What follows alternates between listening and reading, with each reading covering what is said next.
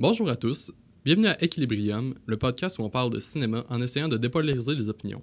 Ce podcast s'inscrit sous la bannière d'Arcalux, dont 3 membres sont avec nous aujourd'hui. Alex Marchand, bonjour. Salut. Sébastien Vaillancourt, bonjour. Salut. Et moi-même, votre hôte Samuel Larivière, qui espère que vous passerez un bon moment en notre compagnie. Cette semaine, on aborde le sujet du cinéma d'animation de façon un peu plus générale, mais aussi en se focusant un peu sur la façon dont le cinéma d'animation est vu par la masse. C'est-à-dire que c'est souvent un cinéma qui fait parler de lui comme étant un cinéma visé pour les enfants, alors que plusieurs films d'animation, disons plus pour adultes, sont réalisés chaque année, et que dans les films d'animation, disons de Pixar et Disney, il y a plusieurs jokes qui sont vraiment, on va se le dire, plus pour les adultes que pour les enfants. Donc, pour nous aider à creuser ce sujet cette semaine, nous avons avec nous une invitée, Maud Sirois, bonjour. Bonjour. Donc, Maud, peux-tu parler de toi un peu, nous dire ton background, d'où tu viens, pourquoi t'es invitée aujourd'hui? Donc, je suis Maud Sirois. En ce moment, j'étudie à Concordia en Studio Arts, qui en fait de l'art visuel. J'ai un background surtout en art visuel. Puis, je suis vraiment intéressée dans le cinéma d'animation, autant japonais qu'américain ou même des fois canadien, depuis un certain moment. Donc, j'imagine que c'est ma place pour peut-être vous en parler un peu. Parfait, merci beaucoup. Donc, pour continuer directement, on va faire un peu comme la dernière fois. Donc, un petit tour de table, savoir votre lien avec le cinéma d'animation, qu'est-ce qui fait que vous avez un certain lien avec ça, si vous l'aimez ou non, tout simplement. Puis, si oui, quel genre vous aimez regarder, en commençant par notre invité. Donc, je te laisse y aller, Maud. Donc, je suis surtout plus dans le cinéma d'animation japonais. En fait, j'aime tous les genres de cinéma d'animation, mais plus particulièrement, justement, le cinéma d'animation japonais. Moi, je suis une fan finie. Si ce n'est pas en 2D, ça ne m'intéresse presque pas. Donc, sinon, j'aime beaucoup tout ce qui est en stop motion aussi. C'est curieux, on n'en parle pas souvent, mais tout ce qui est en stop motion est aussi une belle forme d'animation qui est souvent oubliée. Ouais, c'est très vrai. Alex, toi, dans ton cas, cinéma d'animation? Cinéma d'animation, bien, on y est exposé depuis très très longtemps, hein, depuis la jeunesse, et puis je me dis que le cinéma d'animation, ça a une place très très importante, plus qu'on le pense. D'ailleurs, justement, en faisant des recherches pour cette émission, on se rend toujours compte, en fait, moi, je me suis rendu compte, je pense que toi aussi, Samuel, qu'en compilant ce qu'on a vu, on se rend compte qu'on en a vu beaucoup, beaucoup plus qu'on le pense. Ouais, en effet, ma liste s'est étendue un peu plus que je pensais. Ouais, c'est ça. Et puis, étant donné que c'est un cinéma qui s'approche beaucoup plus par son public cible, ben pas toujours, là, mais par son public cible général, vers l'enfant, vers l'enfance, je crois qu'il ne faut pas sous-estimer ce cinéma qui a beaucoup d'influence sur les générations plus jeunes, on peut dire. Ouais. Donc, moi, je crois que j'ai jamais eu beaucoup d'intérêt, mais je crois que je devrais grandir un intérêt parce que c'est important de penser au cinéma d'animation. Ouais, je suis amplement d'accord avec ce que tu avances au niveau de son importance, surtout c'est ça par rapport à la jeunesse, etc. Donc, Sébastien, dans ton cas? Dans mon cas, comme beaucoup de personnes, j'ai grandi avec le cinéma d'animation. Tu sais, même si c'est toujours, dans la plupart du temps, visé plus vers la jeunesse, on va se dire c'est toujours le fun de réécouter des films qu'on regardait quand on était jeune. Donc, j'ai toujours gardé le cinéma d'animation proche de mon cœur. C'est quelque chose que j'aime particulièrement. Ouais. Ça donne une espèce de deuxième lecture quand on réécoute des années plus tard. Ah ouais, ça c'est très vrai. Hein? Ouais. Dans mon cas, quand j'étais jeune, comme tout le monde, j'écoutais du cinéma d'animation parce que c'est ce qu'on nous proposait généralement quand on est jeune. Sauf qu'en grandissant, j'ai commencé à développer tranquillement, pas vite, une passion vraiment pour le cinéma d'animation visé vraiment adulte. Je pense à des films comme Anomalisa ou très dernièrement, J'ai perdu mon corps sur Netflix, qui est un excellent film. Puis c'est ça, ce genre de cinéma-là, je trouve qui est très intéressant parce que ça m'a fait me rendre compte à quel point le cinéma d'animation est sous-utilisé pour raconter des histoires parce que par le médium d'animation, on peut raconter des choses qu'on ne peut pas raconter via du live action, disons. Donc, c'est ça, c'est ce qui m'a fait me rendre compte des merveilles de l'animation, si je peux dire ça comme ça. Très d'accord avec toi, surtout par rapport au fait qu'on peut découvrir des choses et on peut créer des choses qui ne peuvent pas exister autrement que par l'animation. Pour répondre un peu à ce que Samuel a dit, je pense que ce qui est intéressant par rapport au cinéma d'animation, c'est qu'on peut transférer, je pense, un film live action en animation, mais le compteur est souvent pas très réussi. Donc, je pense que c'est une magie qui marche pas dans les deux sens. Je pense qu'on peut transférer quelque chose du vrai monde en animation, mais qu'une animation transférée dans le vrai monde, ça perd quelque chose. Ouais, c'est rare que c'est réussi. Je pense juste à Death Note, là, via Netflix, qui a complètement floppé au niveau des critiques, etc. Donc, ouais, c'est ça. C'est très dur, comme tu dis, je pense, de transférer ça de l'animation, disons, plus traditionnelle à live action. Mais, tu sais, mis à part le fait, justement, on parle de magie, là, ici, là, de la magie de l'animation, mais est-ce qu'il y a d'autres raisons? Parce que je veux dire, récemment, on a eu... il y a Disney qui fait ça depuis quelques années maintenant. Là, t'as Le Roi Lion, t'as eu...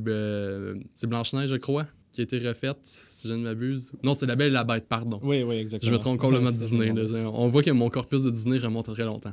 Mais ouais, donc La Belle et la Bête aussi, Pinocchio qui arrive dans pas long, il y a Dumbo aussi qui a été fait. Donc c'est vraiment rendu une mode, mais on dirait que oui, ça rapporte des bénéfices au box-office, mais que généralement, les gens trouvent que sont très mi-figue, mi-raisin par rapport à ça. Ils retournent pour voir les films qu'ils ont aimé étant enfants refaits en live, mais en même temps, ils ressortent et souvent, ils sont comme...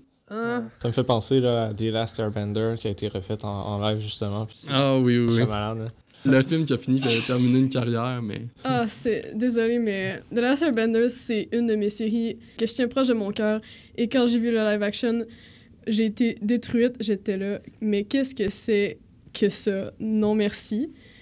Je pense que ça passe bien quand ils le refont, surtout quand c'est en 3D, parce que faut pas confondre, Le Roi Lion a été refait en 3D, dans le fond. Ouais. Tandis que, mettons, comme pour La Belle et la Bête, ça a été vraiment refait avec des gens puis un peu de 3D. Mais quand je pense que c'est juste du live action, je pense que ça marche pas. Quand il faut qu'il y ait un petit peu de 3D, un petit peu d'animation 3D pour que le live action fonctionne. C'est intéressant, tu parles de petit trivia ici, tu as parlé du Roi Lion. La seule scène dans le dernier Roi Lion qui est en prise de vue réelle, c'est le lever du soleil au début. Ouais. Sinon, tout le reste est en CGI. Ouais, sauf que c'est un CGI, puis je trouve que c'est un peu ça, c'est que tu dis que ça change pas grand-chose, sauf qu'en même temps, je trouve que... J'ai écouté une vidéo, en fait, à ce sujet-là d'un YouTuber qui s'appelle Lynx the Sun, très intéressant. Puis, dans une de ses vidéos où il fait des critiques de films, il parle justement du Roi Lion, celui de 2019, donc en prise de vue réelle, entre gros guillemets, parce que justement, c'est du CGI. Et il apporte un point très intéressant au niveau où tous les animaux qu'on voit, oui, c'est cool parce qu'on dirait des vrais, mais ils perdent toutes de leur personnalité. Comme il donne le très bon exemple avec Pumba.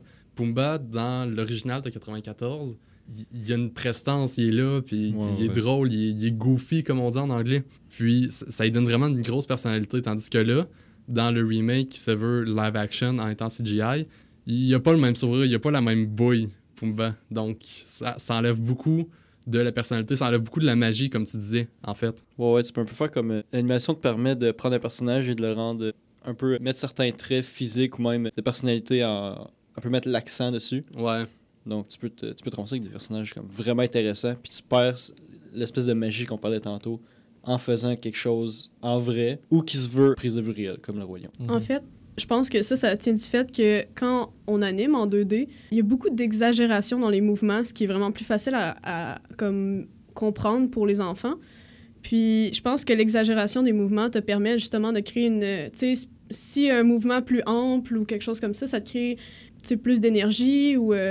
si quelqu'un est plus courbé par en bas, ça donne l'impression qu'il est plus vieux ou plus triste. C'est vraiment par rapport à comment l'animation est faite qu'on peut trouver justement une personnalité dans chaque personnage, contrairement à quand on le refait en 3D. Là, il y a certaines limites que tu peux pas dépasser avec un modèle 3D. Ouais.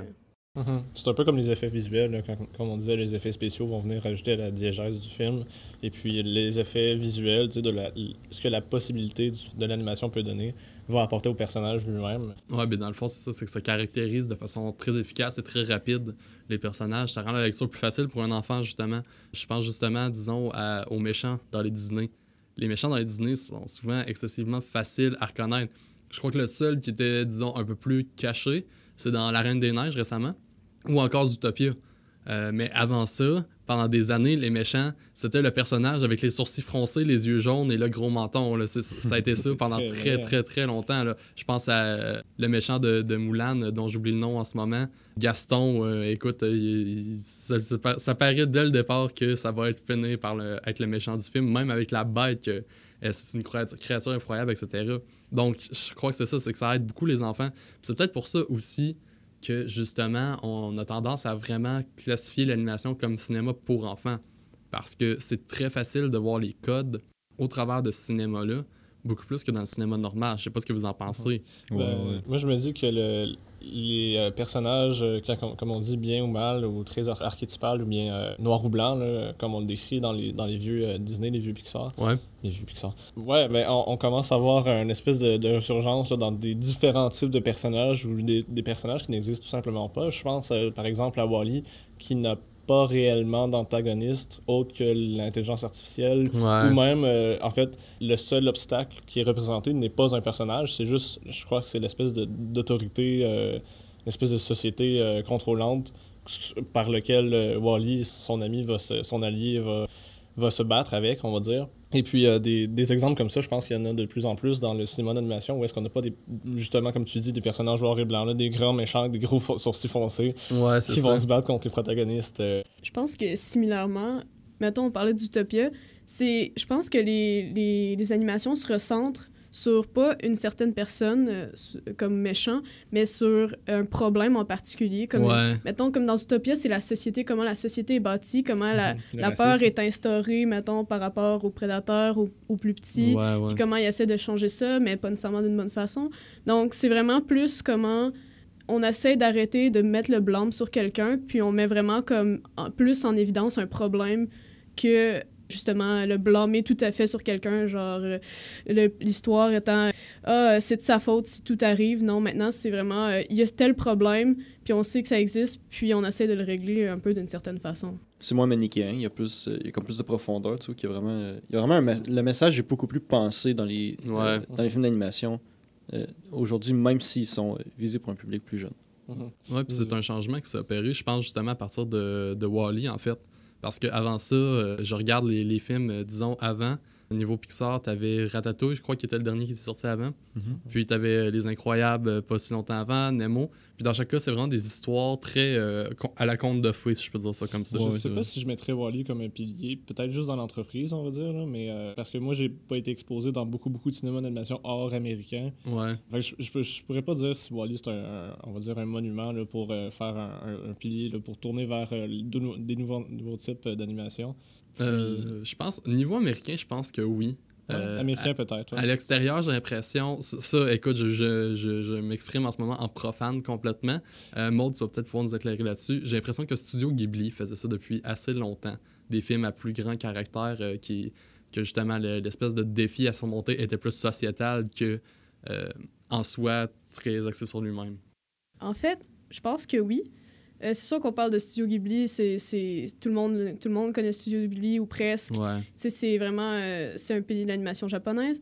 Puis c'est vrai que dans l'histoire des films de Studio Ghibli, comme dans Our Moving Castle ou Le Château en blanc en français, on n'a pas vraiment d'ennemis très clairs. Puis quand on en a, c'est plus des petits antagonistes qui vont probablement changer de camp de camp. Il n'y a pas nécessairement de camp, mais ils vont changer d'attitude par rapport au film. Mais justement, dans ce film-là, c'est vraiment un commentaire sur la guerre, un peu comme le changement, l'état émotionnel et tout, parce que Owl change selon son état émotionnel.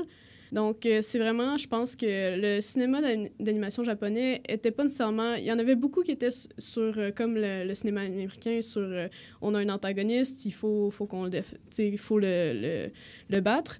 Mais je pense qu'il y a aussi beaucoup de cinéma d'animation qui était plus centré sur l'appréciation visuelle, puis justement une histoire avec peut-être pas un très gros boom à la fin, mais qui, tout au complet, est vraiment satisfaisant.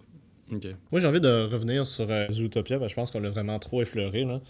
en réfléchissant à Zootopia, là, en discutant, là, je me suis rendu compte que non seulement c'est... en fait, ça, je savais déjà, c'est un film qui parle un peu du racisme, oui. mais qui non seulement a une recette qui n'est pas, comme on peut dire, en classique, là, où est-ce que tu as plusieurs obstacles, une résolution. Tu as plusieurs obstacles qui mènent à une possibilité de résolution. On peut dire une espèce de forme de voilà, j'ai réussi, puis on se rend compte que finalement, ce qu'on croyait faire de bon n'était pas réellement bon, puis ça marque juste la moitié du film. Et je pense que si on prend cet exemple-là dans un contexte réel, je pense que cet exemple-là revient très très souvent où est-ce qu'on pense faire la bonne chose en tant que société, Et finalement, dans un film qui parle du racisme en plus, Ouais. je crois que c'est vraiment un très très bel exemple. Je pense qu'on devrait le suivre. Ben écoute, moi je me souviens avoir vu Zootopia sur mon Netflix chez moi parce que malheureusement je n'avais plus l'âge d'aller voir ce film-là au cinéma, je crois.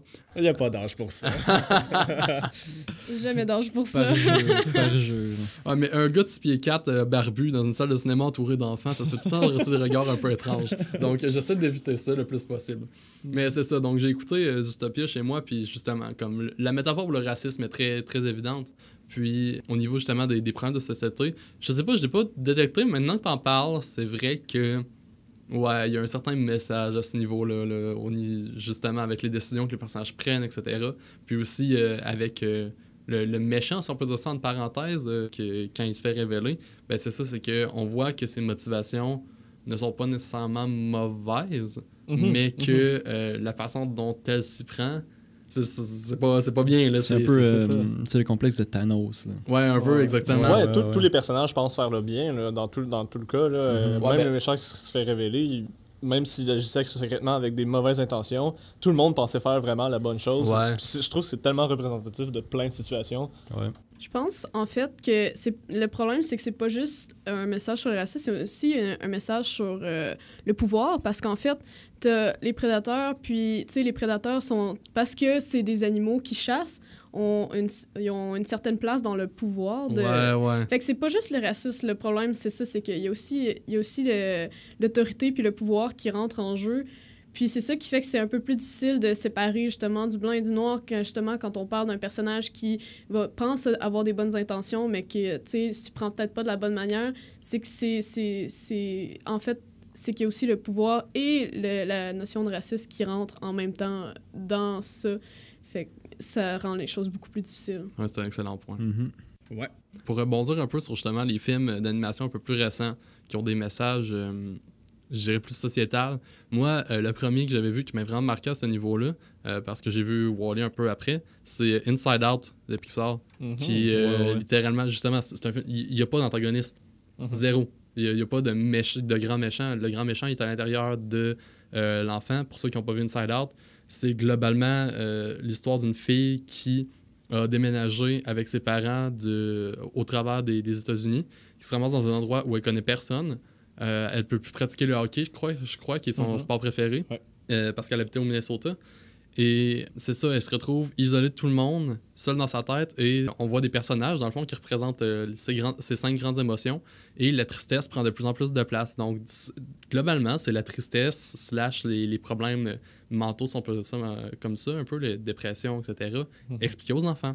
Et c'est très, très bénéfique, je pense, dans une société où ces problèmes-là sont de plus en plus fréquents et de plus en plus en bas âge. Là, je veux dire, il y a beaucoup d'enfants maintenant qui sont médiqués. Donc, de faire un film comme ça, je crois que c'est très bien sous la bannière Pixar, etc. Donc, c'est vrai. Autant que c'est explicite, je trouve que ça touche vraiment de quoi d'actuel. Mhm. J'ai envie Ouais. de dire. J'ai envie d'aller voir des chiffres, là, d'aller me dire combien de. Tu parlais de médication ou de problèmes. Là. ouais. Là, j'ai pas les chiffres sur moi, mais honnêtement, c'est vrai que c'est très, très. C'est une corde sensible. Et j'ai même l'impression que. Est-ce que je me trompe en me disant que ça pourrait être même commercial, ou est-ce que, étant donné que c'est un problème qui touche de plus en plus de monde, ça touche de plus en plus de parents, ça Ouais. touche de plus en plus de gens, et puis j'ai comme l'espèce de. J'ai comme l'impression que c'est une espèce de mauvaise relation entre c'est actuel, donc c'est commercial. Ouais. Je Donc- comprends ce que tu veux dire. Ouais. En fait, moi, je veux dériver un petit peu, mais dans la même veine, dans les films, un film un peu moins connu, mais qui est dans un style d'animation différent, qui n'est pas d'un studio très, très connu, mais qui parle un peu de la même chose, des problèmes chez les enfants. My Life as a Zucchini, ou Ma vie de courgette, Ouais. est un film poignant. Pour vrai, c'est un film qui est fait pour enfants, mais pas tellement. Tu commences à l'écouter, puis c'est vraiment, ça lance un message aux enfants, mais aussi aux parents par rapport au fait que les enfants, des fois, ont de la misère à parler de certaines choses à leurs parents. Puis aussi que, même pas à leurs parents, mais dans le film, le petit garçon qu'on suit, tu sais, justement, il peut pas vraiment parler à ses parents. Fait qu'il parle avec un aide social, il parle avec quelqu'un qui est là pour lui. Dans le fond, c'est comme comment les enfants peuvent s'ouvrir à d'autres personnes que leurs parents aussi. Puis je pense que c'est un bon film qui est à voir, qui justement sort un peu des gros box-office qui vaudraient la peine d'être vu dans le terme d'aborder des sujets un peu plus lourds. Non. Ça a été fait dans quel coin C'est français, c'est ma français. vie. Ouais, me semble bien. Excuse. Parlant de ça, justement, tu parles sortir de gros box-office, etc. Moi, écoute, j'abonde amplement dans ce sens-là. Je trouve que, justement, tu sais, on parle depuis tantôt des Pixar, des Disney qui font des belles choses pour renouveler le cinéma d'animation, mais il y a tellement aucune attention, je crois, qui est donnée au reste du cinéma d'animation globalement. Puis je parle pas juste du cinéma pour adultes, je parle du cinéma pour enfants fait par d'autres studios que Disney et Pixar. Et je vais aussi rentrer dans ce lot de DreamWorks qui, avec Shrek, a réussi à s'installer de façon C'est très... vrai, j'ai oublié de parler de Shrek. Ouais. Quand on parle d'un film, Tim Burton s'installe bien aussi dans les box-office par rapport à quand quelqu'un dit « Ah, il y a un nouveau film d'animation Tim Burton, on va aller le voir, on va aller le voir. » Il y en a pas fait autant, disons, que certains autres, Non, mais c'est oui, vrai. en effet, aussitôt qu'on a la griffe de Tim Burton, c'est vrai qu'on y va plus souvent. Mais c'est ça, je regardais un peu des chiffres hier, en fait, de justement par rapport au box-office, etc. Puis, on regarde les films de Pixar, OK? Je vous dis ça, puis en passant dans les 13 dernières années, je crois, parce que depuis 2001, les Oscars remettent un prix au meilleur film d'animation. Donc, ça fait seulement depuis 2001. Mhm.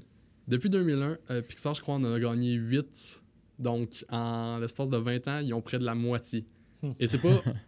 en plus, c'est un studio subdivisé de Disney. Ouais. Disney en a gagné 3, donc ils ont plus de la moitié. Uh-huh. Et Ouch. je regardais ça hier, puis c'est ça, on dirait qu'il n'y a pas de diversité et on ne fait pas place à la diversité. Ouais, c'est vrai. Uh-huh. Est-ce Puis que tu sais si l'international a le droit d'y participer? Oui, Ça, il y en a. Il y a un film de Studio Ghibli qui est Spirited Away, qui a gagné en 2002 l'Oscar.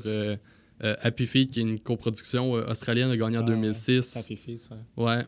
Puis c'est ça. Mais non, il y a les autres films, mais c'est ça, c'est très rare qu'il y a d'autres films qui viennent pas de Disney et Pixar qui sont nominés. Puis même, ça avait fait un tollé, je crois, en 2016. Si je ne m'abuse, l'année où Zootopia avait gagné parce que cette année-là, il y a des très bons films au Japon qui avaient sorti. Il y avait A Silent Voice, entre autres. Je crois qu'il y avait aussi Your Name, qui est sorti cette année-là, de Makoto Shinkai, qui sont deux très très bons films qui ont été prisés à l'international, etc. Sauf que dans les nominations, il y avait Boss Baby et Ferdinand, qui sont deux films qui se sont fait ramasser par la critique. Ah oui, mais Ferdinand, vraiment. Ouais. Sincèrement, je le comprendrais. C'est comparé, mettons, sur la liste que Samuel a donnée, les films japonais qui ont été nommés comparés à Ferdinand, je veux pas, tu sais, je me prononce pas professionnellement, mais si vous voulez vraiment avoir quelque chose de plus mature à écouter, je vous conseille vraiment pas Ferdinand. En effet. C'est plus qu'enfant. Il y a même pas de référence pour les adultes sur lesquels on peut s'accrocher. C'est pas... Puis d'avoir nommé ça aux Oscars, tu sais, même à ça, il y avait beaucoup de films américains qui auraient pu avoir mieux que ça, là. Mm-hmm. J'ai envie de te poser la question, Maud, étant donné que tu as vu probablement beaucoup plus de cinéma d'animation que nous tous ici dans la salle. Oui. J'ai envie de te poser la question, savoir, pour quelque chose d'accessible, on va dire, à notre âge, on va dire, visons les 25 ans, là, est-ce qu'il y a un film que tu nous conseillerais de voir? Bonne question. Récemment, je suis tombée sur un petit bijou, puis je l'ai fait écouter à Sébastien, parce que je trouve que c'est un film qui est très bien construit. C'est un film japonais, qui s'appelle The Night is Short, Walk on Girl. Ah oui. Puis, en fait, c'est un peu de suite l'histoire d'une fille qui s'en va comme pour une veillée le soir. Mais tout est interrelié dans le film. C'est super intéressant. C'est un film de 1h30, mais t'as pas l'impression qu'il est 1h30. Puis moi, je recommande fortement. Il y a un style d'animation assez spécial, pas nécessairement animé qu'on voit tout le temps. C'est vraiment plus un dessin spécial. Je pense que c'est un film que je recommanderais beaucoup. C'est assez surréel un peu. Ouais, très, très surréaliste, quelque chose de... Puis en plus, c'est quelque chose de très réconfortant. Tu sais, c'est très, très joyeux comme film. Tu vas pas sortir de là triste ou quelque chose comme ça. C'est feel good. C'est un bonbon. Là. C'est un bonbon, ouais. Mais en même temps, ça te fait réfléchir, puis tu te dis... Il y a vraiment du travail à l'écriture du scénario. Oui. Le scénario est, selon moi, très bien. Je pourrais pas t'en parler puisque je suis moins dans l'écriture du cinéma, mais l'animation, tout ce qui est couleur, mouvement, tout est bonbon. Je pense que... Puis ça parle un peu, tu sais, d'alcool, de party, puis on est un peu dans cet âge-là. Pareil, on va pas se mentir. On va pas se mentir. Quoi? Ouais. On va pas se mentir, on est un peu dans cet âge-là et tout. Puis je pense que c'est un bon film à regarder en termes d'animation. Parfait, merci beaucoup. Pour revenir aux chiffres, justement, je suis en train de les sortir, mais c'est ça. Juste pour vous donner une idée, OK, à quel point l'animation est profitable quand on s'appelle Disney, quand on s'appelle Pixar, mais qu'à partir du moment... En fait, à partir du moment où on sort de quelque chose qui n'est pas déjà connu du public. Parce que là, je parle de Disney-Pixar, mais je pourrais donner un exemple, mettons, le film des Simpsons, qui est sorti en 2007. Ah ouais. Simpsons, c'est vendeur. Le film de Lego, c'est vendeur. Spider-Man Into the Spider-Verse, qui a gagné meilleur Oscar l'an dernier, j'étais très content. Ça aussi, c'est vendeur. Mais si tu prends un film, OK, je vous fais un parallèle. En 1999, sortait Histoire de jouer 2 de Pixar. Mhm. Il y avait un budget de 90 millions. A fait un box-office de 497 millions pour un revenu total, sans parler de la vente des jouets, etc. Là, c'est le box-office seulement, de 400 millions. La même année sortait Le Géant de Fer. Ah, le Géant de Fer. Le Géant de Fer, qui est un excellent film, adulé par la critique de... Je crois que c'est Brad Bird qui a réalisé ça, qui est un géant de l'animation. Géant. C'est peu dire. Aaron, le Géant de Fer a été fait avec un budget de 50 millions. Savez-vous comment il l'a fait au box-office? Combien? 31 millions. Oh. Quoi? Il a perdu 18 millions. Un peu plus de 18 millions. À faire le Géant de À Fer. faire ce film-là. Ah, Et non. pourtant, c'est un film iconique. Pour là, ça, ça tu fait parles bien du plus Géant de Fer. réfléchir. Là. Oui, en effet. En 2012. Ben, en fait, disons dans ces années-là. Puis je vais prendre un autre exemple qu'Histoire de jouets parce que je ne veux pas revenir avec Histoire de jouets parce qu'on sait que ça, il était déjà installé en 2010. Mais disons, dans ces années-là, en 2000, disons, on va y aller 2008 avec Wall-E. Non, on va faire mieux, 2009 avec Lao. Budget 175 millions, box-office de 735 millions, 560 millions en revenus bruts. Et 3 ans plus tard, donc en principe, plus de gens intéressés, etc., t'as Paranorman qui sort. Paranorman, qui fait un budget de 60 millions, décent, fait 47 millions de profit. Aïe, aïe, aïe. C'est ridicule. Si on compare les deux, c'est complètement ridicule à quel point ces films-là font moins d'argent. Donc, est-ce que ça vaut la peine de faire des films d'animation quand c'est ça? Puis là, en ce moment, je parle de films d'animation destinés aux enfants en plus. Parce que si on rentre au film d'animation destiné pour adultes, c'est ridicule. Ouais. Vraiment, je vais vous en parler de deux en particulier là, que j'ai sorti les chiffres. J'ai perdu mon corps qui est sorti cette année sur Netflix. C'est un excellent film d'animation, c'est magnifique. Puis j'ai personnellement vraiment beaucoup aimé. Il a fait une perte de 4 millions. Comment qu'on calcule les profits faits si c'est sur Netflix? Il n'y a pas de vente de tickets? Il y a un box-office quand même. Ah ouais? Ouais, Ah. même si c'est sur Netflix. Puis aussi, Anomalisa, qui a été faite avec un budget minuscule de 8 millions, a quand même fait une perte de 2,3 millions en 2015. Puis aussi, un autre très bon exemple que lui, je n'en revenais pas. Lui, par contre, au moins, il a fait du profit, mais c'est Fantastic Mr. Fox de Wes Anderson. Ah ouais. Pour ceux qui ne connaissent pas Wes Anderson, c'est un directeur très prisé d'Hollywood. C'est lui qui a fait Grand Budapest Hotel, il a fait L'île des chiens récemment. Mais c'est ça, c'est un réalisateur qui est extrêmement adulé. Et pourtant, son film ne fait que 6 millions parce que c'est un film d'animation destiné aux adultes. Donc, est-ce que le problème vient vraiment de, justement, on se dit, les films d'animation sont faits pour les enfants, etc. Mais quand on voit, justement, je trouve que l'exemple du Géant de Fer, c'est l'exemple parfait. Ouais. C'est un film fait pour les enfants, on va se le dire, on l'a vu.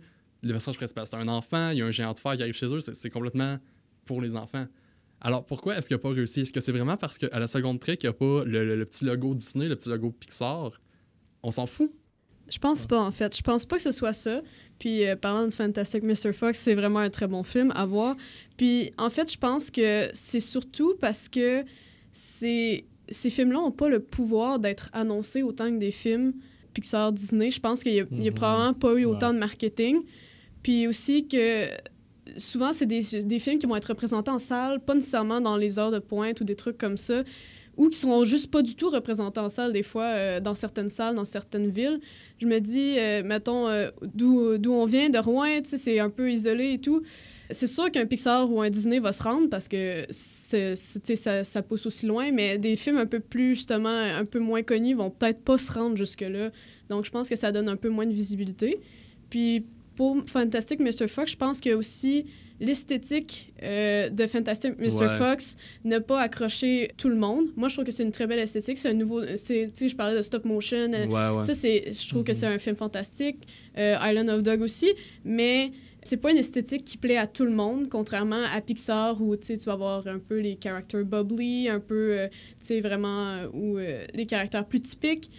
Donc, je pense que c'est aussi l'esthétique qui vont souvent peut-être pousser un peu les gens de regarder un film un peu plus différent ou que Pixar. Tu sais, que si on met Pixar ou Disney comme un modèle, puis qu'on va pas voir d'autres films qui sont différents de ça ça aide pas vraiment un box-office. Ouais.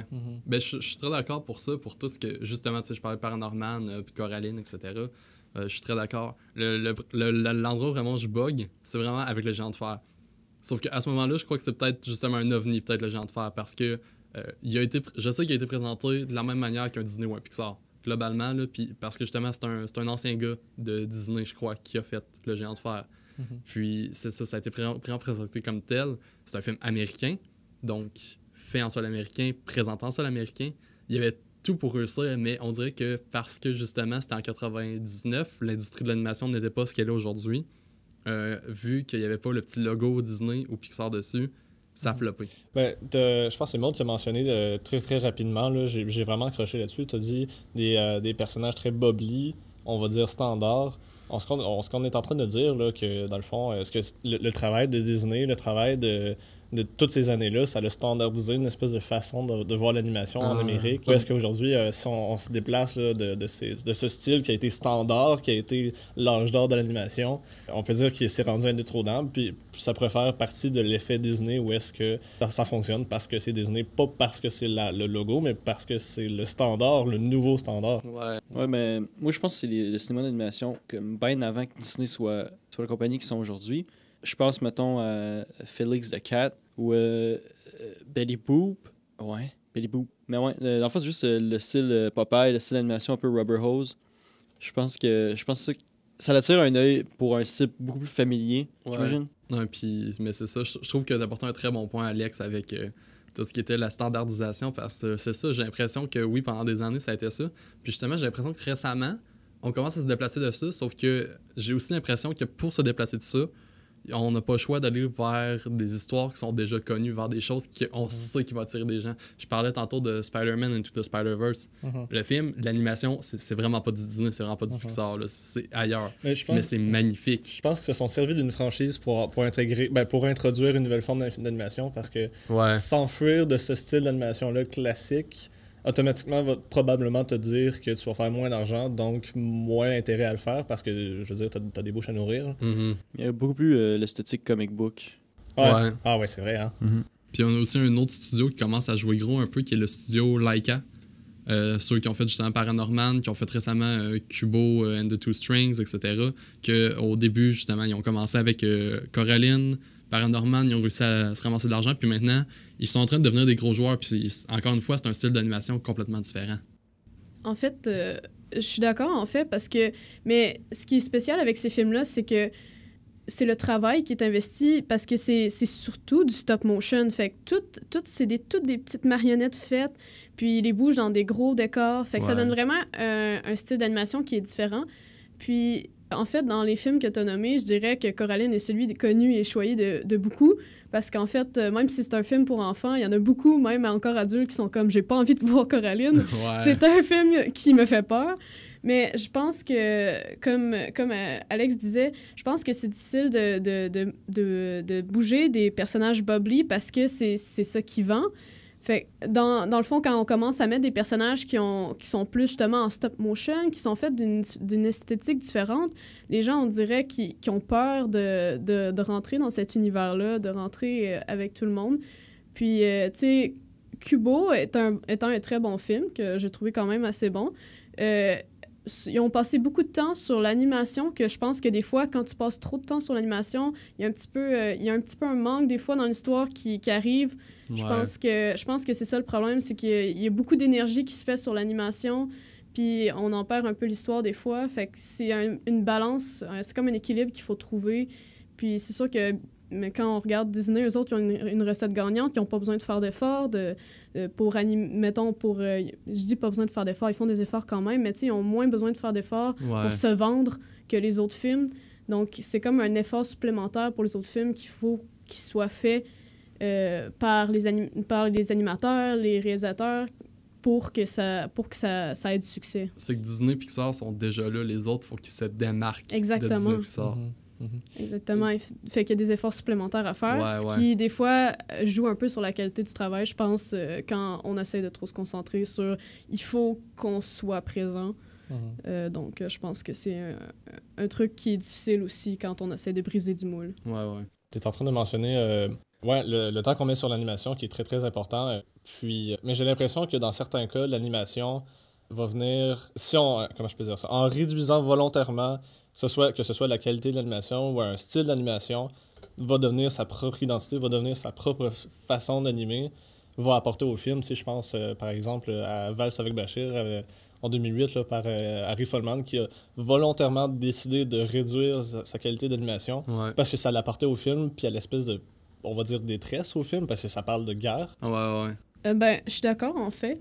Mais je pense qu'on va se le dire, c'est qu'il y a beaucoup, en fait, aussi une mode qui sort que tout ce qui est animation maintenant est fait de 3D. Parce que le 2D est un peu en train de mourir. Puis on le voit beaucoup dans certains films plus japonais que pour justement les lacunes de temps, parce qu'il y a des échéanciers très très serrés, ce qui va arriver, c'est que dans les animations 2D, on va retrouver des éléments 3D qui des fois font un petit accro. Tu fais comme je suis pas sûr que ça devrait être là. Mais c'est ça, le 3D est en train d'envahir le 2D. Le 2D est une pratique qui est en train de mourir parce que c'est une pratique qui prend extrêmement beaucoup de temps. C'est 24 images secondes. C'est beaucoup de dessins. C'est beaucoup de dessins. Il faut que tu penses à, justement, entre chaque action. Il y a une mini-action entre chaque action. Ouais. Donc, c'est une pratique qui est très longue et très ardue. Fait c'est en train de mourir tranquillement. Mais, par exemple, il y a certaines choses que tu peux pas faire en 2D que tu peux faire en 3D. Et au contraire, dans un film 3D, tu peux pas laisser un personnage sans bouger. Il va avoir l'air mort, il va avoir l'air de... ça marche pas. Tandis que dans une animation 2D, tu peux laisser un personnage un peu comme sans bouger ou avec une animation très de base pour apprécier un paysage ou quelque chose comme ça. Mais en 3D, on peut pas nécessairement faire ça. Puis je pense que, justement, le travail qu'il faut mettre dans une animation 2D ou le travail qu'il faut mettre dans une animation 3D est différent. Mais je pense qu'avec l'échéancier de temps qu'on a maintenant pour sortir des films, pour tout le temps répondre aux attentes, ça fait qu'il y a beaucoup de films qui n'ont pas le temps de travailler assez sur leur animation, fait qu'ils n'ont pas le choix de couper, de rajouter, mettons, du 3D dans leur 2D, ou de justement juste couper la qualité de l'animation. Mais des fois, il y en a qui, en coupant la qualité de l'animation, justement, sont capables quand même de sortir un film qui a une esthétique qui est assez accrocheuse, même par le manque. Qui est propre à lui. Là. Exactement. Tu sais, ça crée un nouveau style un peu. Puis ça fait pas de ça un mauvais film. Ça fait pas de ça un... Tu sais, c'est sûr que ça accroche moins l'audience plus générale qui n'est pas... mettons, un grand fan d'animation. Disons les enfants. Là. Ça accroche moins les enfants. Tu sais, un enfant, c'est assez honnête. Quand ça te dit que c'est laid, c'est laid. Même si nous, on peut pas faire le contraire. Je pense que... Ben, encore mieux, si on enlève un peu de la qualité de l'animation, ben, quand je dis de la qualité, on enlève du réalisme, que ce soit volontaire ou non, je pense que ça contribue encore plus au film parce que tu finis par... la personne qui regarde le film, qui voit un personnage encore moins réaliste, va finir par s'y projeter encore plus dans cet univers-là. Puis je pense que c'est une façon de s'attacher au monde, parce que si t'as pas un personnage très défini, que ce soit par l'image, que ce soit seulement par ses actions, tu peux t'y projeter et tu peux apprécier encore plus ce monde-là, parce que c'est toi qui es dans le film, en fait. C'est identitaire. Je pense que personne va aller voir un film d'animation pour avoir un ressenti de cinéma de prise de vue réelle. Pour revenir un peu à Wall-E, je pense que tout le monde a fait le saut quand on a vu les séquences là, justement en live action avec David Hasselhoff qui joue le président des États-Unis. C'est vrai. Ouais. J'aimerais ça revenir sur un point qu'on a parlé. On parlait de cinéma traditionnel, disons, ici. Mais c'est ça, c'est un point que je veux soulever par rapport à ça, c'est qu'on a un style d'animation traditionnel ici, qui est occidental, mais il y a aussi un style d'animation qui est très traditionnel, qui est oriental. Là, on parle de cinéma d'animation japonais, etc. Puis, je pense que c'est intéressant de faire des liens avec ça parce que la plupart du temps, ces films-là d'animation japonais se plantent ici ou vont vraiment pas faire autant d'argent qu'ils vont en faire au Japon.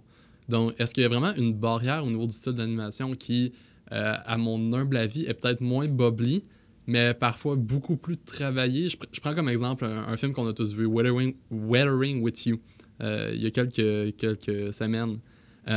L'attention aux détails dans ce film, c'est hallucinant. Il y a une scène dont le réalisateur parlait dans une entrevue où le garçon, le personnage principal du film, arrête quelqu'un qui est en train d'amener une fille pour aller travailler dans une espèce de club un peu shady, etc. Puis, dans le fond, c'est ça, il est en train d'amener la fille, le gars l'arrête, et il finit par se faire frapper, il y a la pluie qui tombe, puis chaque gouttelette d'eau est animée. Et au moment où il se fait frapper, t'as les gouttelettes qui vont décoller de son visage, partir avec les effets d'animation, etc.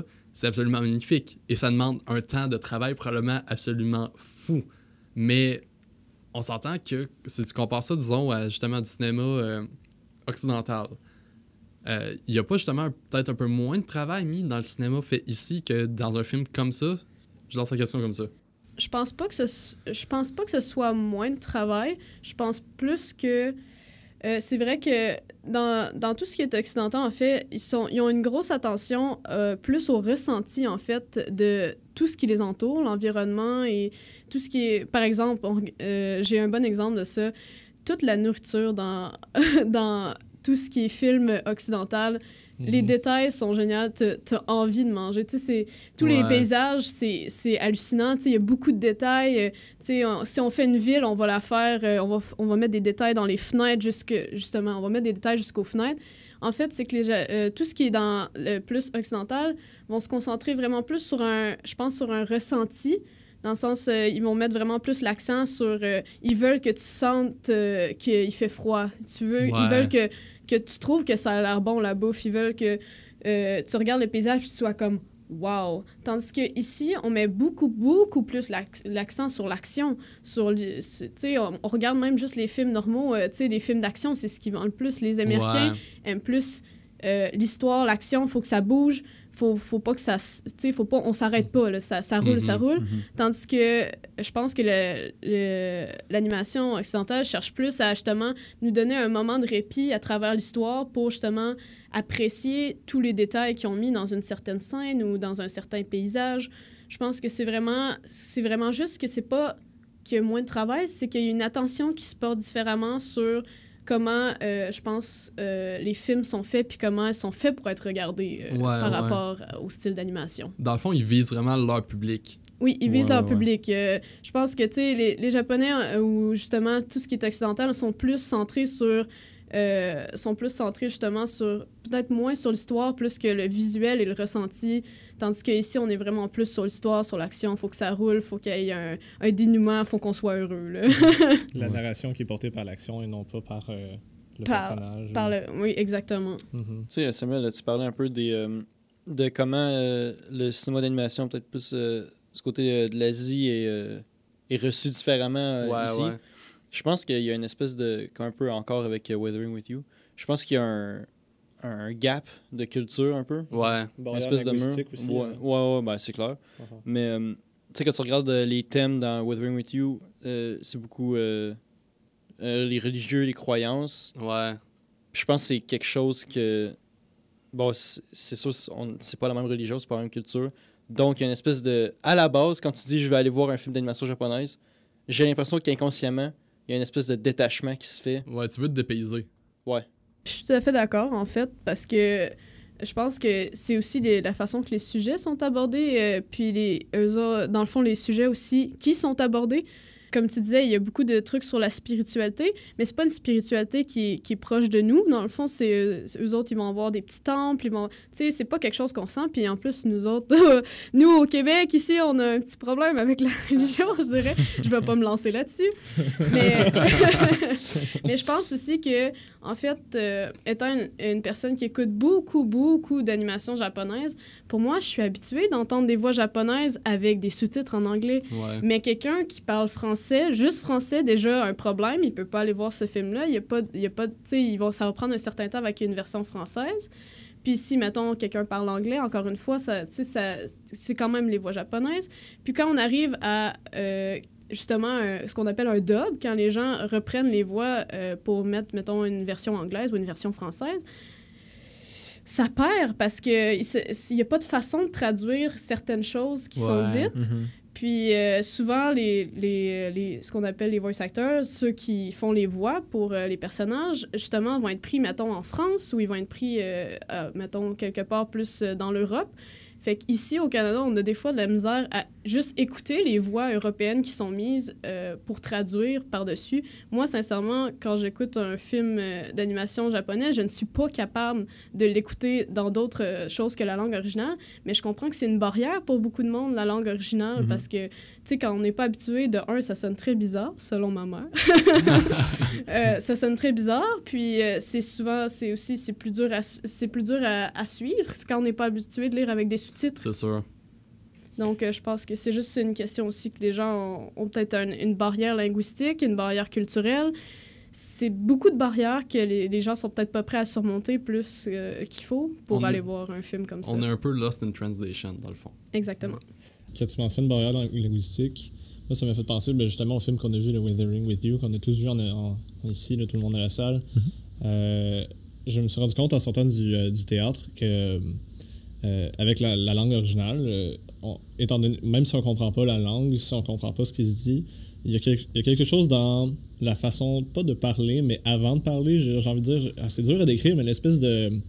Les sons qu'on entend, les espèces de... les respirations un petit peu plus... un peu plus entendues qu'ici en Amérique du Nord, ou je sais pas, puis d'avoir le sentiment original qui est dans la voix originale. Ils parlent leurs émotions, dans le fond. Ouais, ou sans même de dire un mot, juste avoir des espèces des onomatopées ou des espèces de sons que nous, on n'a pas. C'est intéressant de voir ça parce que nous, on n'a pas ça, c'est jamais courant. Puis c'est, OK, un peu étrange parce que, justement, je suis pas exposé à ça, mais d'avoir la voix originale, puis d'être obligé de lire les sous-titres en bas, je pense que... une obligation, je veux dire, si tu veux comprendre, tu dois les lire. Oui. Puis je pense que c'est un petit peu plus dur à suivre l'image, mais je pense que ça serait cool de pouvoir regarder le film puis de comprendre pareil. Mais... Mais en fait aussi, tu parlais justement des respirations et tout. Par rapport juste au ton de la langue, en fait, nous autres, on est vraiment, quand on parle français ou quelque chose... Quand on écoute des accents, on le sait, mettons, un accent anglais va être, mettons, plus sec ou quelque chose comme ça. Ouais. Mais ce qui est drôle avec le japonais, c'est que c'est plus fluide parce que c'est comme plus des lames qui se suivent un peu plus. Ouais. Fait qu'il y a une certaine douceur où, tu sais, quand ils sont fâchés, ils vont vraiment, tu sais, ça va vraiment avoir un impact différent que quand, mettons, quelqu'un en français parle. On a vraiment comme juste l'accent, le caractère, l'émotion de la langue en tant que telle est différente. T'entends... Puis eux autres, quand ils parlent, c'est souvent ils chuchotent quasiment parce que c'est comme ils veulent pas déranger, c'est comme une forme de respect. Donc, tu sais, c'est juste la langue aussi, tu sais, et juste en tant que telle, quand on parle une langue différente, on a différentes intonations, ce qui fait que ça donne justement une ambiance différente. Ouais. D'ailleurs, parlant d'ambiance différente, tu parlais tout à l'heure des différents styles d'animation, de justement l'attention qui ont les gens, l'animation orientale a pour tout ce qui est justement au niveau du ressenti, etc., qu'il faut comprendre rapidement des choses. Ce matin, j'ai vécu un moment où j'étais le personnage principal d'un film d'animation japonais, je crois, parce que j'étais dans le métro, en fait, puis en sortant pour venir ici, j'avais mon manteau parmi tout le reste des gens autour de moi et tout le monde était en noir.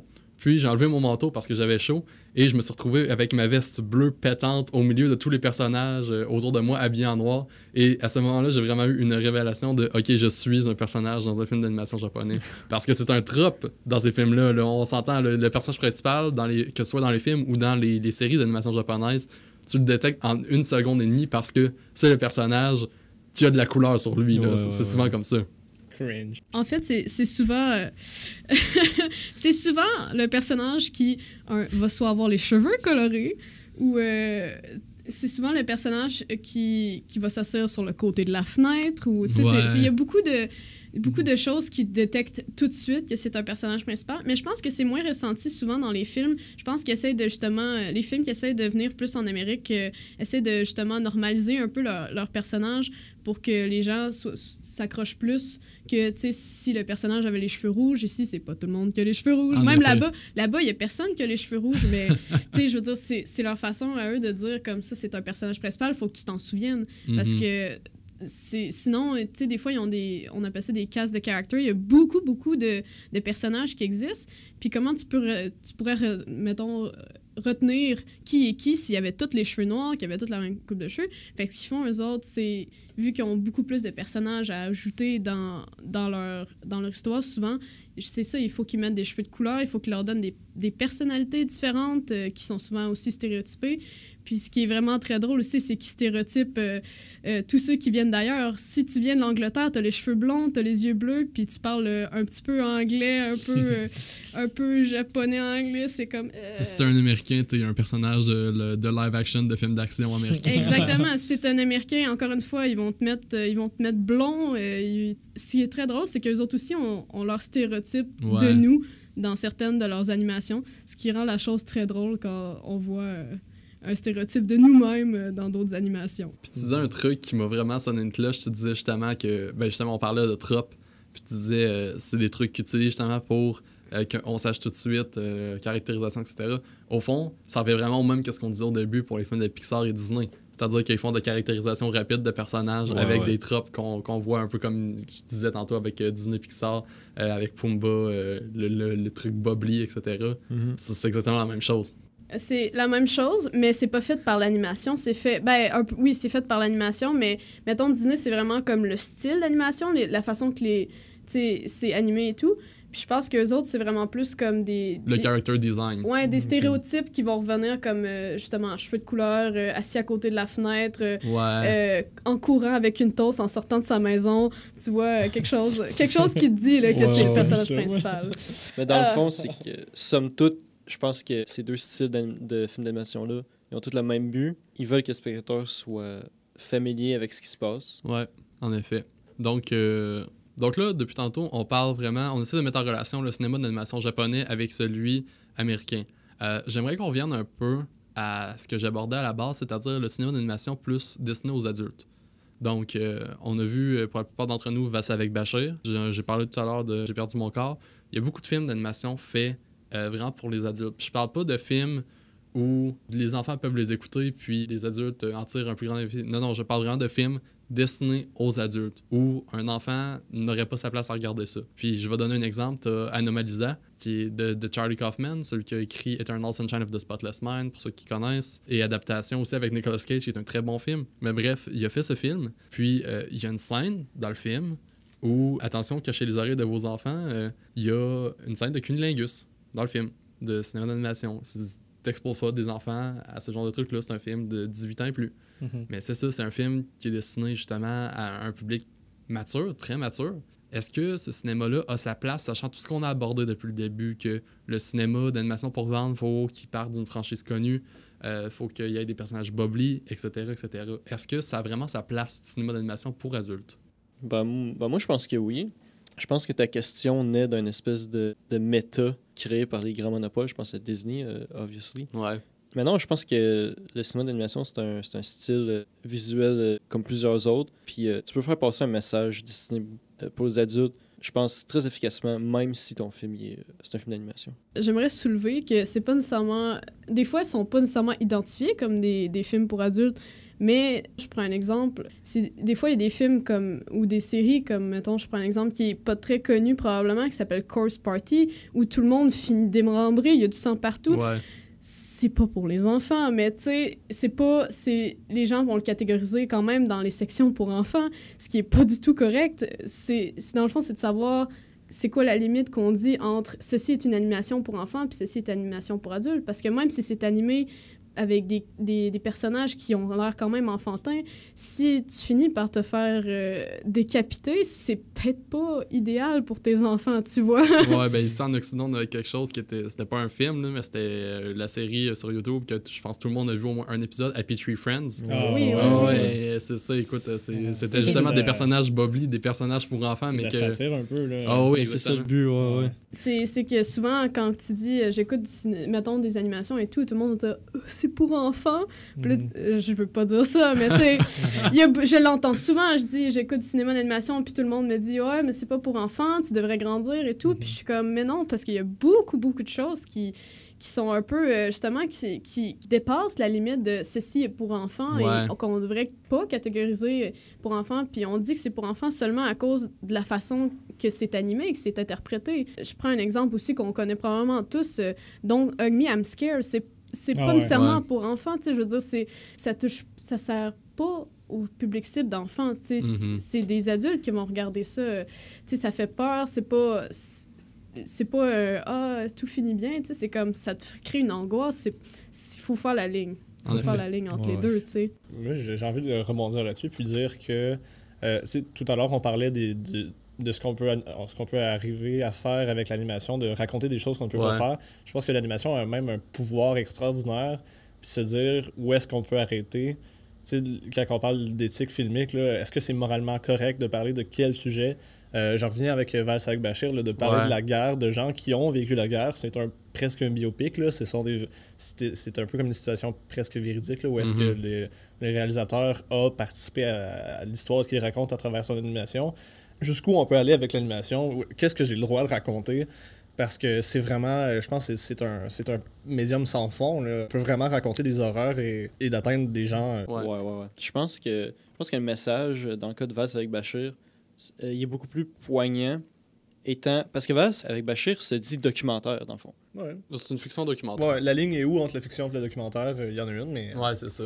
Puis je trouve qu'à la fin du film, où tu as des bouts qui sont filmés en prise de vue réelle, là, tu vois vraiment les horreurs dont le réalisateur il parle. Je trouve que ça fera bien plus que si tout au long du film ça aurait été en prise de vue réelle.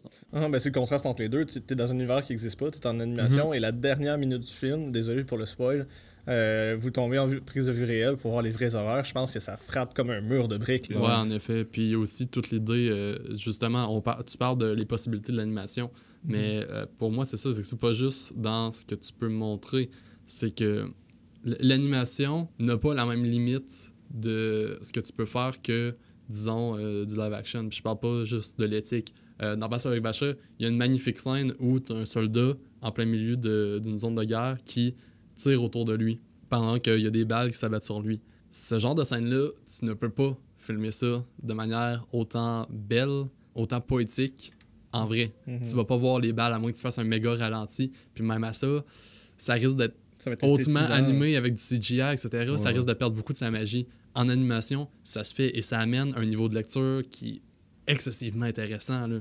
Puis c'est ça, c'est que j'ai l'impression que le cinéma d'animation, justement, va peut-être pas assez dans ces thèmes adultes-là pour ce qu'il pourrait faire. Tantôt, j'ai eu un flash, OK? Vous connaissez tous le film Labyrinthe de Pan? Ouais. Ben c'est ça. Ce film-là, je l'ai adoré. C'est un de mes films préférés à vie. En cinéma d'animation, à quel point ça pourrait être génial? Dans ce que ça présente, dans ce que ça propose, etc. Là. En fait, je pense que ce qui arrive, c'est que quand t'es dans le cinéma d'animation, t'as comme presque pas de limite sur ce que tu peux animer. Tu sais, tu dis, moi, je veux que, justement, mettons, je sais pas, tu veux que le gars saute en bas de quelque chose qui possiblement, humainement, n'est pas possible. Tu peux le faire. Mais en même temps, ça te détache un peu... Ça détache un peu le spectateur de l'action aussi en même temps. Tu sais, j'ai pas vu Vals avec Bachir, mais je me dis, justement...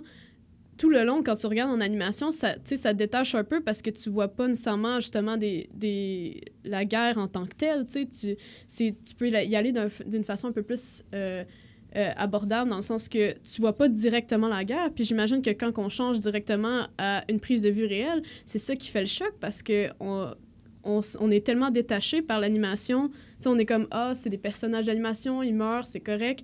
Mais quand on se rend compte que c'est des histoires qui, une fois que tu les mets, mettons, superposées sur une vue réelle, c'est horrible, tu sais. Ouais. Donc, je pense que le cinéma d'animation te permet de faire des choses que tu peux pas nécessairement faire normalement, de un. Puis de deux, de détacher un peu le spectateur de cette horreur-là, justement, jusqu'à temps que tu le fasses retomber dans la réalité. Tu dis, ça te permet, tu sais, ça sonne un peu bizarre, mais tu sais, ça te permet de tuer des gens sans que ça nous donne un conflit moral. C'est comme un filtre par-dessus la réalité. Exactement, en fait. Tu sais, parce que c'est animé, c'est correct, on dirait, de tuer tout le monde. Tu sais, c'est comme, il a perdu son bras, OK, il va survivre, tu sais, c'est de l'animation, mais tu sais, si on le met sur un parallèle de vraie vie, c'est horrible. T'as pas d'assurance à payer pour tes acteurs. Ou tes cascadeurs. Ouais. Ben, genre, je vois ce que tu dis, je suis d'accord jusqu'à un certain niveau, sauf que j'ai l'impression que comme je suis d'accord pour tout le côté éthique, disons, de justement, ça fait comme un filtre sur la réalité, ça fait que le violent est moins violent, disons. Mais genre, au niveau que je suis pas d'accord, c'est quand tu dis que ça te détache des personnages. J'ai pas cette impression-là parce que qui ici n'a pas pleuré dans la séquence d'introduction de là-haut.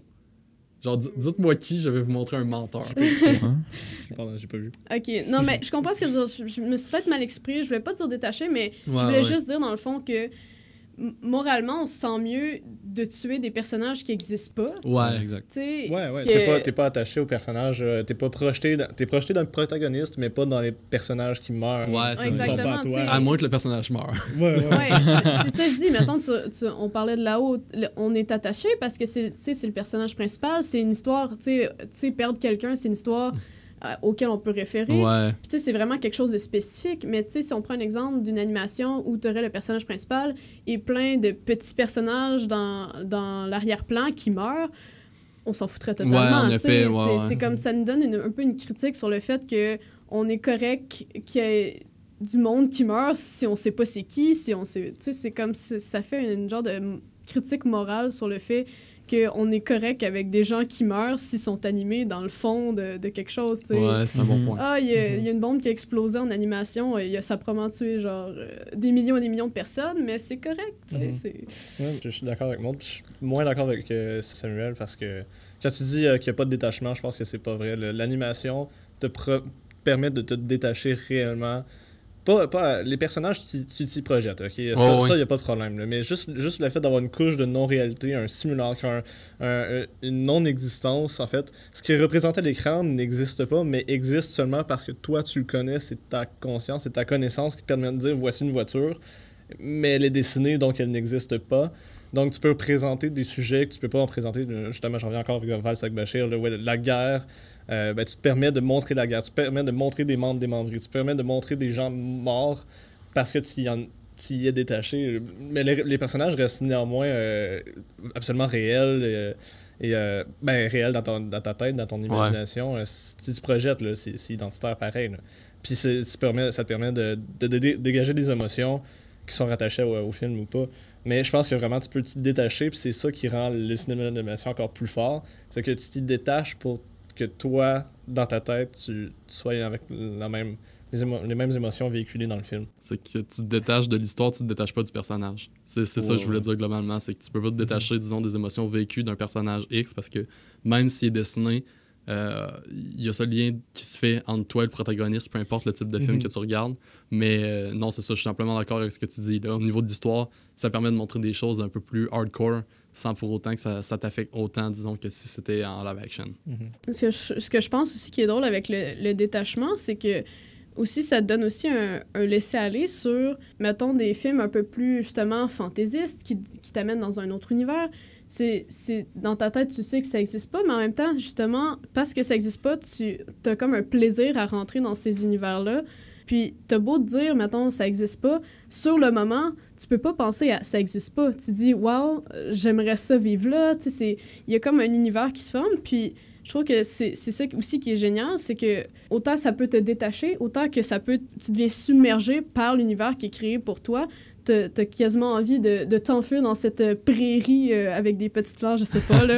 Mais tu sais, je veux dire que c'est des fois, il y a des univers que tu peux créer qui existent tellement pas, mettons, que ça te pousse à rentrer dans ces univers-là. Fait que autant tu peux être détaché, autant cette non-existence te donne la liberté de rentrer dans quelque chose de tout nouveau qui va quasiment t'exciter, qui va être genre, wouh, let's go, allons-y, là, tu sais. Par le détachement, tu y rentres, ouais. Ouais, c'est ça, il y a un détachement, mais il y a aussi le total contraire qui est, tu rentres dans ça et t'es attaché à un monde qui existe même pas. En effet, c'est comme si le cinéma d'animation, en fait, était le meilleur de ce que le cinéma pouvait faire. C'est-à-dire que le cinéma a toujours été une forme d'art qui a tenté de faire ça, c'est-à-dire raconter une histoire en parallèle de la vie réelle, c'est-à-dire qui se passe dans notre monde, mais qui se passe pas vraiment dans notre monde.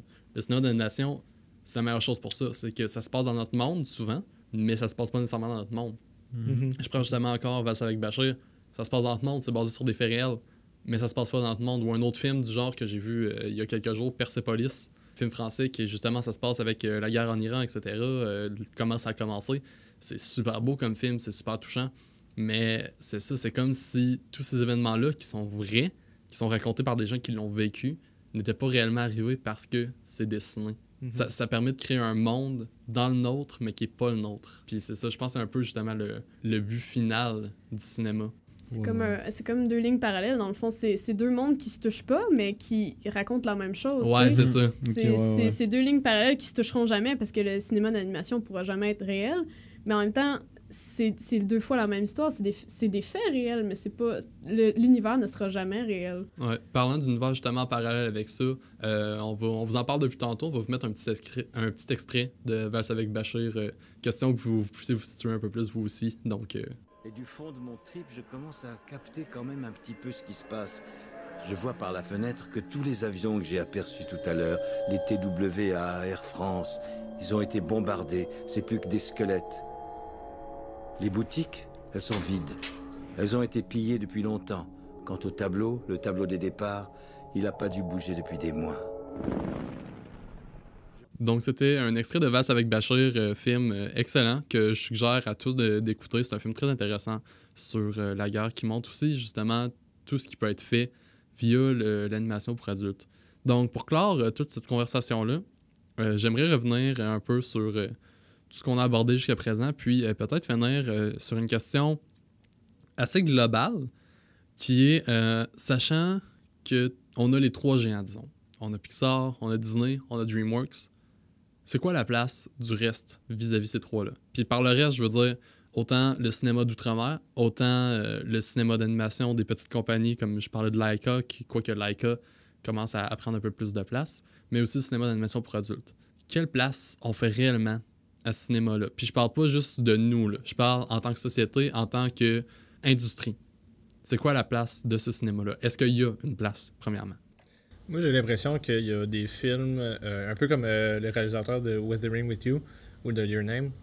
J'ai l'impression que des films par ce réalisateur-là, des films d'animation qui sont à pas nécessairement moins gros budget, mais qui font moins de recettes financières. Il y a un moins gros budget, je peux te... Ouais, moins gros budget, hein? Ouais, Weathering with You a été fait un budget de 10 millions, pour te donner une idée. Ok. Ben, j'ai l'impression que ces films-là sont plus des histoires du réalisateur racontées par le réalisateur et non pas une équipe. Ouais. Pas que son équipe va travailler avec, mais j'ai l'impression que ça vient vraiment du cœur, genre. Ouais. Parce que, tu sais, du Pixar, c'est tellement... C'est une entité, c'est pas une personne, c'est une entité. On parle jamais des réalisateurs des films d'animation de Pixar ou de Disney, etc. Très vrai. Je pense que aussi, quand on dit une place, ce qui arrive, c'est que les autres les films d'ailleurs vont essayer de s'adapter. Le réalisateur de Weathering with You, dans son entrevue, il dit « J'essaie de rendre le truc plus américain, justement, pour que ça plaise à tout le monde. » Fait que je pense pas qu'on leur fait une place, mais qu'ils vont se creuser une place quand même. Ils vont quand même réussir à percer à un certain moment, parce que ces gens-là, ils veulent pas abandonner. C'est leur rêve, c'est toute leur émotion. Fait que je pense qu'on leur donne pas nécessairement cette place, mais ils vont la prendre quand même. Ouais. Je pense que c'est très utopique de parler de même, parce que ça implique tellement d'argent qu'un million de trop ou de moins, ça peut signifier la rue. Là. En effet. Ben, je veux dire, je suis très d'accord. C'est des gens qui sont très déterminés, mais j'ai l'impression que du jour au lendemain, ça peut fermer parce que l'industrie du cinéma, c'est cruel. Puis c'est très. Ça joue avec beaucoup, beaucoup de montagnes d'argent. Ouais, pour mon cas, concernant le cinéma d'animation, un peu comme Alex vient de dire, il y a un énorme monopole. Puis c'est extrêmement dur de se démarquer des autres. Mais je pense que tant que de petites gemmes comme Weathering with You réussissent à se trouver une place dans les cinémas nord-américains, je trouve que ça montre un peu que tout le monde va toujours avoir un petit intérêt pour le cinéma d'animation, que ce soit un Pixar, que ce soit Disney, DreamWorks, whatever. Ben à la limite, là, ce cinéma-là, qu'on parle de cinéma autre que les trois grands studios, est-ce que c'est un peu l'équivalent du cinéma indépendant vis-à-vis du cinéma d'Hollywood? Ouais. Ben moi, je dirais oui. Moi, je suis tout à fait d'accord. C'est comme les petits jeux indie pour les jeux vidéo. C'est des trucs que s'il y a quelque chose qui accroche, tout le monde va accrocher. Il va y avoir une pandémique. Je pense que c'est vraiment comme le cinéma indépendant. C'est t'aimes ou t'aimes pas. Puis si t'en entends parler puis que tout le monde en parle, il va y avoir une polémique. Puis là, c'est là que les films vont se lancer, dans le fond, dans la popularité, plus qu'on appelle, dans ce qui est populaire. Là. Donc, je pense que c'est ça. Je pense que ça se rapproche, oui, je suis d'accord, du film indépendant. Ouais, ben c'est ça, tant qu'à être là-dedans, le film indépendant, etc. Dans le fond, là, c'est que ce cinéma-là prend un plus grand risque, peu importe ce qu'il fait. C'est que même si, tu sais, de un, il se détache du style qui sait fait vendre. De deux, il prend des histoires qui, des fois, justement, vont pas rapporter. Justement, mettons qu'on prend comme exemple tantôt Spider-Man to the Spider-Verse ou Lego. Ça, oui, ça prend des risques au niveau de l'animation, mais ça prend pas des risques au niveau de ce que ça fait, parce que c'est des trucs qui attirent. Spider-Man, tu dis Spider-Man, le monde se garoche au cinéma, là, tout le monde aime Spider-Man. Mais tu prends des films, justement, un peu plus, disons, films d'animation pour adultes. Peu importe t'es qui, peu importe le réalisateur, je crois que tu prends un énorme risque quand tu fais ça. C'est peut-être un peu la beauté de la chose, autant que c'est ce qui rend ça plus difficile d'accès. En fait, c'est parce que quand tu prends justement ces risques-là, c'est que tu sais que tu fais plus de l'animation pour être un box-office, tu fais de l'animation pour les gens. À ce point-là, rendu là, l'animation que tu fais, tu sais que tu la fais pour les gens qui vont l'apprécier, qui vont l'écouter, parce que tu sais que tes codes d'écoute seront peut-être pas aussi bonnes, puis ton box-office sera pas aussi bon. Fait que je pense qu'en même temps, ça apporte cette chaleur-là des films indépendants que toute l'attention, tout le travail qui a été mis, c'est vraiment pour créer une histoire qui va plaire à un public d'une façon autre que leur donner des recettes toutes faites qui existent déjà.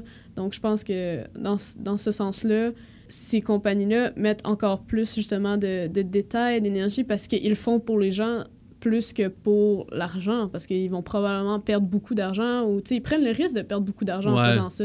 Mais comme je dis, c'est leur passion, ils veulent justement que leur animation se rende quelque part, que ça touche au moins une personne.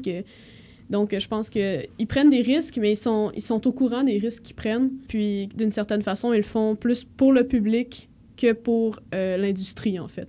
Ouais. Ben, ils le font aussi pour eux-mêmes, je crois. C'est aussi, parce que tantôt, Alex, tu le mentionnais, là, c'est un cinéma personnel un peu. Oui, un cinéma personnel, je suis d'accord. Donc, globalement, c'est ça. Si on avait à trancher là-dessus, sur la place du cinéma pour adultes, la place du cinéma d'animation plus, justement, pour adultes et aussi d'ailleurs, ça reviendrait à dire que c'est la même place que le cinéma indépendant. Donc, c'est essentiel. Moi, sincèrement, je pense que c'est essentiel.